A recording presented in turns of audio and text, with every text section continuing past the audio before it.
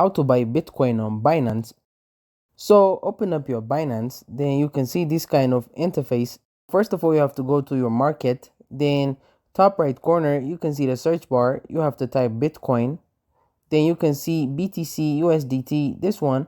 So press on BTC USDT, then you can see current price, and if you want to sell from here, then you can do it, and if you want to buy from here, then you can also do it. Suppose I want to buy Bitcoin from this area, then press on buy, then you can see the limit option, then price, then amount BTC, and a total USDT. So suppose I want to buy for, then I enter my dollars, then press on buy BTC. Press on buy BTC, then you can see you can buy Bitcoin, P2P trading, and transfer amount also. So that's it. Thank you guys for watching this video. If this video was helpful, don't forget to like and subscribe to my YouTube channel.